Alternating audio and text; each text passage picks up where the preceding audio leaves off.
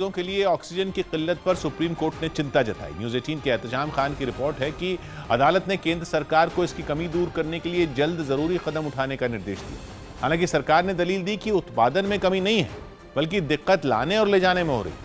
लेकिन सुनवाई के दौरान जस्टिस DY चंद्रचूड़ ने टिप्पणी की कि लोग ऑक्सीजन मांग रहे हैं। दिल्ली, महाराष्ट्र और गुजरात में ऑक्सीजन नहीं है, इसलिए सरकार बताए कि आने वाले दिनों में वो क्या करने वाली है। इस पर केंद्र की ओर से सॉलिसिटर जनरल तुषार मेहता ने राज्यों में तालमेल की कमी का जिक्र किया, जिस पर जस्टिस चंद्रचूड़ ने पूछा कि अगर दिल्ली ने उनसे 700 मीट्रिक टन की मांग की तो सिर्फ 400 मीट्रिक टन ही क्यों दी गई। जवाब में केंद्र ने सोमवार तक इस पर अपनी स्थिति साफ करने की दलील दी, लेकिन सुप्रीम कोर्ट ने कहा कि तब तक तो 500 लोग और दम तोड़ देंगे। अब इस मामले में अगली सुनवाई 10 मई को होगी।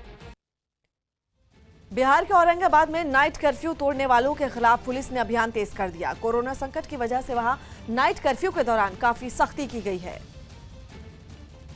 लेकिन उसके बाद भी कुछ लोग औरंगाबाद की सड़कों पर घूमते नजर आए। ऐसे लोगों को रोककर पुलिस ने पहले तो उन्हें समझाया और फिर सजा के तौर पर उनसे उठक बैठक लगवाई। नाइट कर्फ्यू में बिना वजह सड़क पर घूम रहे एक ऑटो वाले से भी बीच सड़क पर उठक बैठक लगवाई गई। इतना ही नहीं, जिन लोगों ने बहुत जरूरी काम की वजह से बाहर होने का हवाला दिया, उनकी पूरी पड़ताल की गई। बताया गया कि नाइट कर्फ्यू तोड़ने पर वहाँ 50 से ज्यादा गाड़ियों का चालान काटा गया और कई लोगों से जुर्माना भी वसूला गया।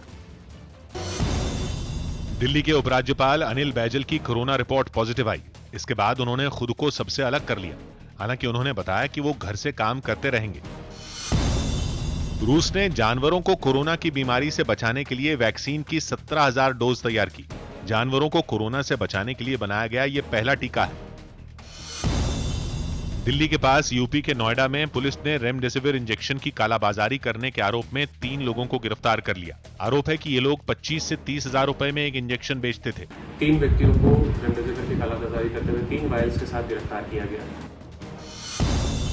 कोरोना संकट के इस दौर में सचिन तेंदुलकर ने मदद का हाथ बढ़ाया।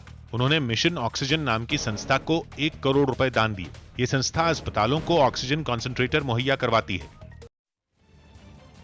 यूपी के गोरखपुर में कोरोना महामारी के खात्मे के लिए महामृत्युंजय मंत्र का जाप और यज्ञ किया गया।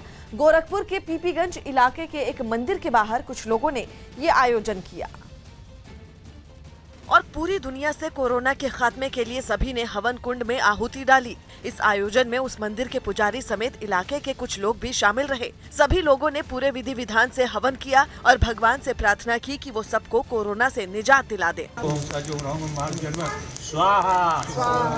देश के बाकी कई राज्यों की तरह उत्तर प्रदेश भी बुरी तरह कोरोना की चपेट में घिरा हुआ है। वहाँ हर दिन हजारों लोग इस वायरस की चपेट में आ रहे हैं, जिनके अच्छे स्वास्थ्य की कामना के साथ ये यज्ञ किया गया।